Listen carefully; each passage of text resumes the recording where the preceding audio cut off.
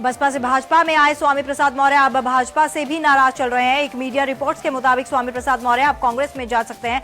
Reports में दावा किया गया है कि मौर्य पिछले 5 दिनों से अमित शाह से मुलाकात करने का वक्त मांग रहे हैं, लेकिन उन्हें वक्त नहीं मिल रहा है। बहुजन समाज पार्टी की सुप्रीमो मायावती के खासम खास रहे स्वामी प्रसाद मौर्य कुछ महीने पहले ही बसपा छोड़कर भाजपा में आए हैं। मीडिया रिपोर्ट्स के मुताबिक मौर्य बीजेपी में 30 समर्थकों के लिए टिकट की मांग के साथ भाजपा में शामिल हुए थे, लेकिन अब चूंकि बीजेपी की लिस्ट आज फिर कल में जारी होने वाली है, तो मौर्य अपने समर्थकों के लिए टिकट की मांग को लेकर अमित शाह से मिलना चाह रहे हैं। उत्तर प्रदेश में सत्तारूढ़ समाजवादी पार्टी के लिए आज काफी अहम दिन है। समाजवादी पार्टी में चुनाव चिन्ह विवाद पर चुनाव आयोग आज अंतरिम आदेश पारित कर सकता है और ज्यादा संभावना इस बात की जताई जा रही है कि एसपी के साइकिल चुनाव चिन्ह पर रोक लग सकती है। मुख्य चुनाव आयुक्त नसीम जैदी की अगुवाई में आयोग ने शुक्रवार को दोनों पक्षों की दलीलें सुनी और अपना आदेश सुरक्षित रख लिया था।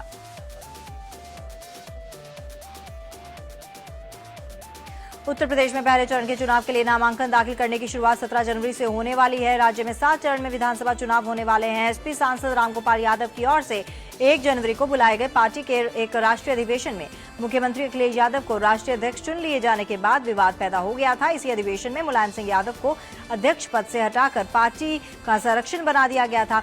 मुलायम ने इस कदम का विरोध करते हुए आयोग का रुख किया और उसे बताया कि वो अब भी पार्टी के अध्यक्ष हैं और चुनाव चिन्ह उन्हीं के खेमे में होना चाहिए। पार्टी में क्या हो रहा है ना ये अखिलेश जी को मालूम है, ना मुलायम सिंह जी को मालूम है, तो हमें कैसे मालूम होगा। इसलिए उन लोगों को यूपी की जनता की फिक्र नहीं है, सिर्फ अपने फिक्र में अखिलेश जी और मुलायम जी दुबले हो रहे हैं। उनको कोई मतलब नहीं उत्तर प्रदेश से। उत्तर प्रदेश के लोगों ने मन बना लिया है, सिर्फ भारतीय जनता पार्टी की सरकार वहाँ बनेगी। ये लोग आपस में लड़ते हैं। मुझे उम्मीद है कि संभवतः अखिलेश जी को ही सिंबल मिलेगा, लेकिन अगर सिंबल को लेकर के इलेक्शन कमीशन ने कोई दूसरा भी निर्णय लिया तो मैं समझता हूं कि उससे गठबंधन की संभावनाओं पर कोई फर्क नहीं पड़ने वाला। यूपी और उत्तराखंड विधानसभा चुनावों के लिए बीजेपी आज अपने उम्मीदवारों के नाम की घोषणा कर सकती है। दिल्ली में बीजेपी की केंद्रीय चुनाव समिति की बैठक में उम्मीदवारों के नामों पर चर्चा हुई। रविवार देर रात तक हुई बैठक के बाद बीजेपी ने अपने उम्मीदवारों के नामों का ऐलान नहीं किया। पार्टी आज सुबह 11 बजे अपने उम्मीदवारों के नामों का ऐलान कर सकती है। बैठक में पीएम मोदी, पार्टी अध्यक्ष अमित शाह, गृह मंत्री राजनाथ सिंह, यूपी प्रभारी ओम माथुर, प्रदेश अध्यक्ष केशव प्रसाद मौर्य, यूपी के संगठन मंत्री सुनील बंसल, राष्ट्रीय उपाध्यक्ष दिनेश शर्मा, यूपी के विधानमंडल दल के नेता सुरेश खन्ना, अरुण जेटली और चुनाव समिति के अन्य नेता मौजूद थे।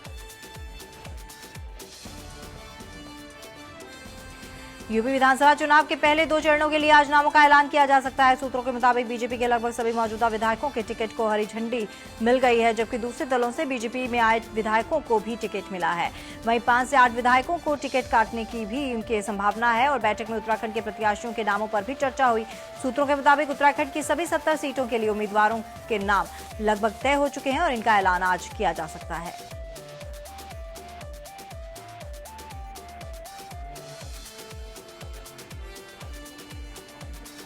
कांग्रेस उपाध्यक्ष राहुल गांधी आज ऋषिकेश में एक रैली को संबोधित करेंगे। उत्तराखंड में हाल के दिनों में ये राहुल गांधी की दूसरी जनसभा होगी। जनसभा में कांग्रेस के बूथ और गांव स्तर के कार्यकर्ताओं को बुलाया गया है।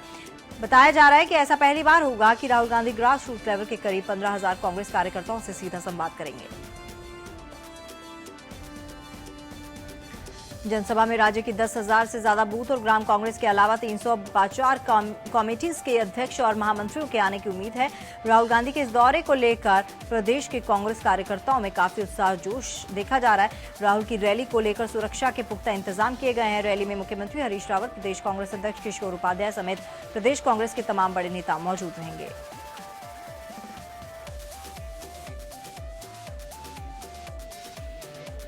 समाजवादी पार्टी अब उत्तराखंड में भी चुनाव लड़ेगी। मुलायम सिंह के निर्देश पर शिवपाल यादव ने उत्तराखंड के लिए पहली सूची जारी की है। पहली सूची में 26 प्रत्याशियों के नाम हैं। सूची में देहरादून, चंपावत, बागेश्वर, अल्मोड़ा, चमोली, उधम सिंह नगर, नैनीताल, हरिद्वार, रुड़की से उम्मीदवारों की लिस्ट जारी की गई है।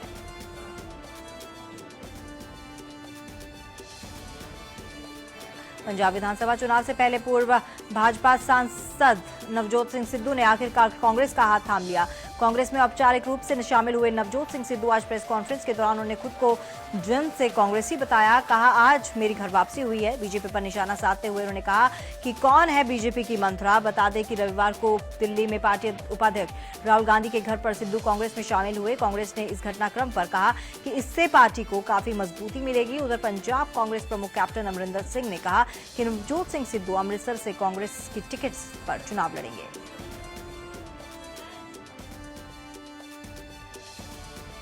यही बहुमत से सरकार बनेगी पंजाब में। पर जब कांग्रेस की ज्वाइनिंग सिद्धू की याद होगी तो आम आदमी पार्टी का विश्वासघात भी जो किया है सिद्धू जी के साथ, वो भी लोग याद रखेंगे। भारतीय जनता पार्टी ने जिस तरह उनकी सीट छीनी थी और अपमानित किया था, तो कांग्रेस ने उस समय उनका हाथ पकड़ा है और मुझे लगता है दोनों का हाथ लोहड़ी और मकर संक्रांति के बाद एक दूसरे के हाथ में आया है। ये शुभ होगा और वो देश में कांग्रेस के स्टार प्रचारक के रूप में काम। ये दोनों के लिए अच्छा हुआ, कांग्रेस को भी इससे काफ़ी लाभ मिलेगा। नवजोत सिद्धू एक अच्छे वक्ता भी हैं और उनको अगर कांग्रेस कैंपेन के लिए इस्तेमाल करेगी पंजाब में और दूसरे राज्यों में, तो उसका लाभ यकीनन कांग्रेस को मिलेगा। जो कन्फ्यूजन एक काफ़ी दिनों से था वो दूर हो गया है और मैं समझता हूँ इसका बहुत फ़ायदा कांग्रेस को मिलेगा। मैं आक्षेप हुआ और नवजोत सिंह सिद्धू जी अब भाजपा से निकलकर कांग्रेस की ओर आए हैं, तो मैं समझता हूं कि जाहिर तौर पर वो सांसद रहे हैं तो उनकी पकड़, ज़मीनी पकड़ तो है ही। साथ ही एक और महत्वपूर्ण चीज़ जो होगी, क्योंकि वो बहुत पॉपुलर मीडिया फेस है, संभवतः कांग्रेस को इसका भी फायदा मिलेगा।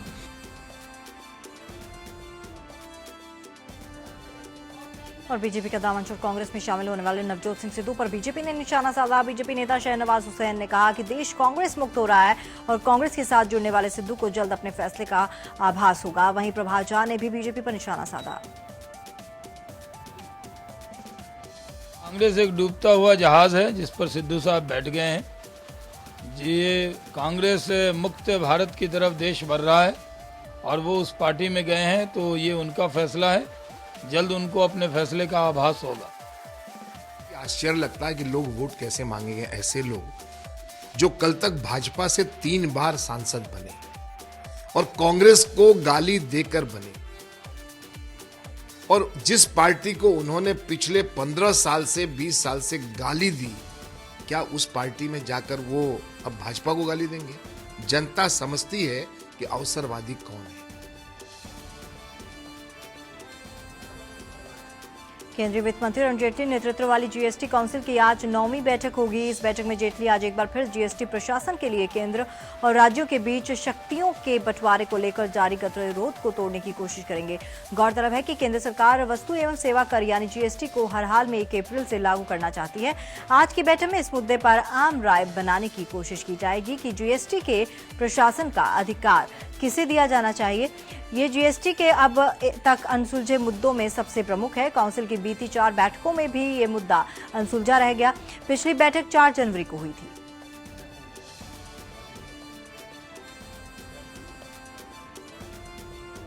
अंबेडकर नगर में यातायात निदेशालय में तैनात आईपीएस अभिषेक सिंह की नीली बत्ती लगी गाड़ी को पुलिस ने सीज कर दिया है। आरोप यह है कि गाड़ी बसपा द्वारा आयोजित बसपा प्रमुख मायावती के जन्मदिन के कार्यक्रम में आई थी और इस गाड़ी पर अभिषेक सिंह की मां बैठकर बसपा के कार्यक्रम में आई थी।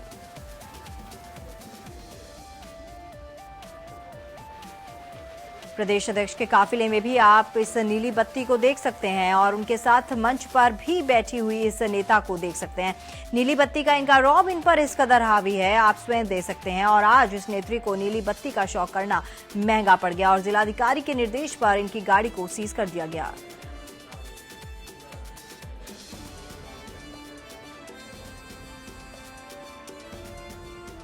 पंजाब में चुनाव के मद्देनजर सुरक्षा कड़ी कर दी गई है। अमृतसर में सेना ने सड़कों पर फ्लैग मार्च किया। प्रशासन भी सुरक्षा पर सचेत है और चप्पे चप्पे पर पुलिस तैनात कर रखी है।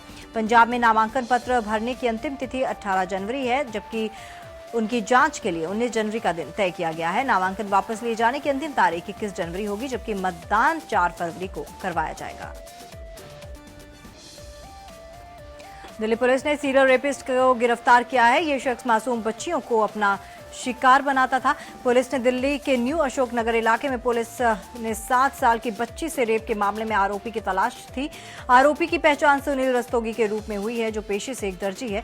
ऐसा बताया जा रहा है कि आरोपी ने 500 से ज्यादा बार दुष्कर्म की वारदात को अंजाम दिया है। सुनील ने पूछताछ में ये खुलासा किया कि वो हर सप्ताह शिकार की तलाश में संपर्क क्रांति ट्रेन से दिल्ली आता था और वारदात को अंजाम देने के लिए एक ही तरह के कपड़े पहनता था। सुनील बच्चियों को ये कहता था कि तुम्हारे पापा तुम्हें बुला रहे हैं। ऐसा कहकर आरोपी बच्चियों को अपने जाल में फंसाता था। सुनील रस्तोगी दिल्ली में रहकर दर्जी का काम करता था।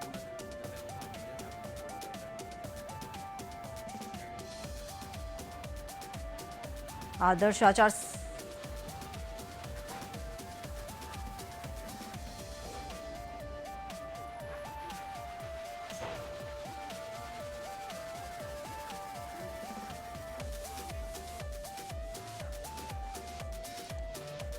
और पिछले साल इस रेपिस्ट ने दिसंबर में एक 10 साल की लड़की से दुष्कर्म की घटना के बाद इस साल 12 जनवरी को भी 2 बच्चियों के साथ इसी तरह की अपहरण और दुष्कर्म की घटना दर्ज हुई। इसके बाद एक टीम तैयार की गई और इसे धर दबोचा गया।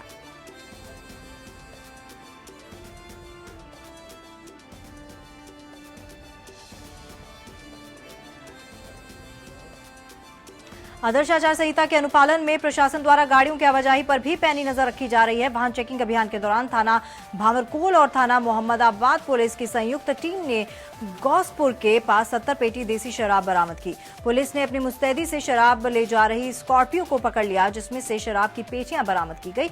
एक अपराधी पंचानन यादव को पुलिस ने गिरफ्तार भी कर लिया, जिसके पास से एक 315 बोर का देसी तमंचा पकड़ा गया। कुल 70 पेटी शराब पकड़ी गई।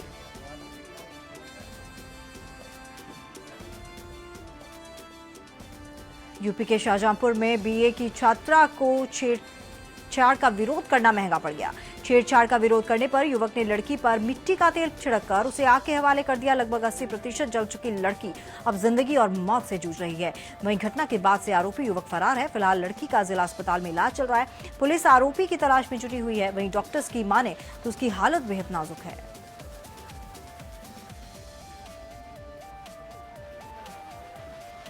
16 जनवरी से फिर होगी मथुरा के जवाहर बाग कांड की जांच। जवाहर बाग प्रकरण की जांच कर रहा एक सदस्यीय न्यायिक जांच आयोग एक बार फिर 16 से 24 जनवरी तक पीडब्ल्यूडी ऑफिस में स्थापित शिविर में सुनवाई करेगा। सरकारी सूचना के मुताबिक आयोग के अध्यक्ष और इलाहाबाद हाईकोर्ट के पूर्व न्यायाधीश मिर्जा इम्तियाज मुर्तजा और रिटायर्ड जिला जज प्रमोद कुमार गोयल 16 जनवरी को मथुरा पहुंच रहे हैं। आयोग को इस मामले की सुनवाई कर राज्य सरकार को 31 मार्च तक अपनी रिपोर्ट देनी है। आपको बता दें, जवाहर बाग में 2 जून 2016 को ही हिंसा में 29 लोग मारे गए थे।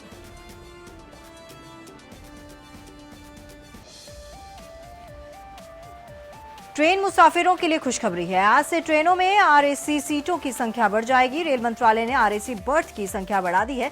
स्लीपर में अब 10 के बजाय 14 बर्थ आरएसी में रहेंगे। यानी पहले अगर 20 लोगों को 10 आरएसी मिलता था, अब 28 लोगों को आरएसी टिकट मिलेगा।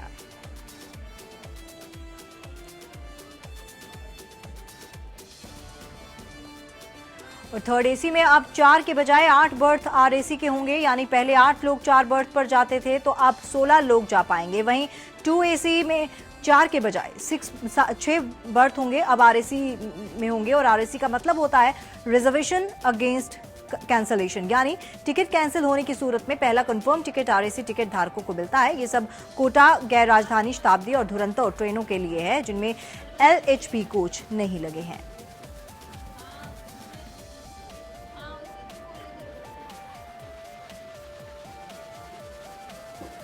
एक बार फिर पेट्रोल और डीजल के दामों में इजाफा किया गया है। पेट्रोल के दाम में 42 पैसे प्रति लीटर और डीजल की कीमतों में 1.03 रुपए प्रति लीटर का इजाफा किया गया है। ये नई कीमतें रविवार आधी रात से लागू हो गई हैं।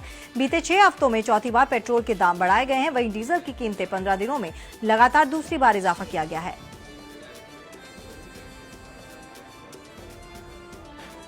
तेल कंपनियों ने ऐलान किया है कि जिस बढ़ोतरी में राज्य सरकार द्वारा लिए जाने वाला टैक्स शामिल नहीं है और वास्तविक बढ़ोतरी इससे ज्यादा की होगी। दिल्ली में वैट जोड़ने के बाद पेट्रोल के लिए प्रति लीटर 53 पैसे ज्यादा चुकाने होंगे। वहीं डीजल के लिए 1.20 रुपए प्रति लीटर ज्यादा देने होंगे। राजधानी दिल्ली में अब पेट्रोल 71.13 रुपए प्रति लीटर की दर से मिलेगा। वहीं डीजल खरीदने के लिए 59.02 रुपए खर्च करने होंगे।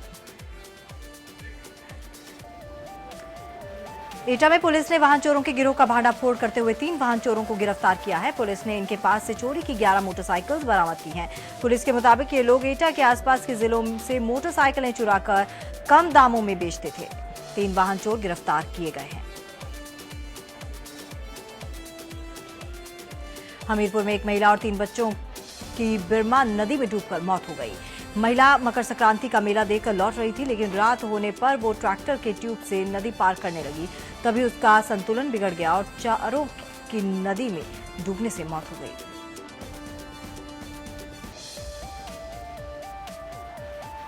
जम्मू कश्मीर में ठंड का सितम जारी है। श्रीनगर में ऐसा लग रहा है मानो पूरी घाटी में सफेद चादर बिछ गई हो। पहाड़ की चोटियों से लेकर सड़कों तक बर्फ ही बर्फ बिछी है।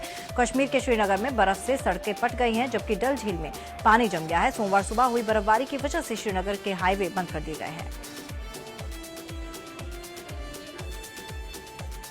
स्थानीय लोग रुक रुक कर हो रही लगातार बर्फबारी से काफी परेशान है। रोजमर्रा की चीजों के लिए लोगों को परेशानी का सामना करना पड़ रहा है। जहां तक आपकी नजर पड़ेगी आपको सिर्फ और सिर्फ बर्फ दिखेगी। वहीं यहां आने वाले सैलानी और होटल व्यवसायी काफी खुश है, क्योंकि बर्फबारी ने यहां आने वाले पर्यटकों की संख्या में इजाफा किया है।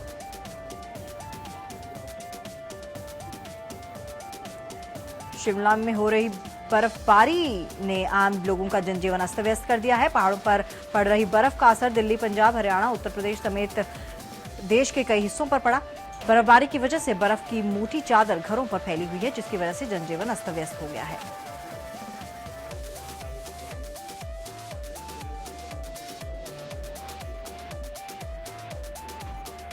शिमला में बर्फबारी के चलते घरों की छत पर बर्फ की चादर बिछ गई है। इस वजह से यहां भी नेशनल हाईवे 5 को बंद कर दिया गया है। हिमाचल प्रदेश में बर्फबारी के चलते कुफरी को बंद कर दिया गया है।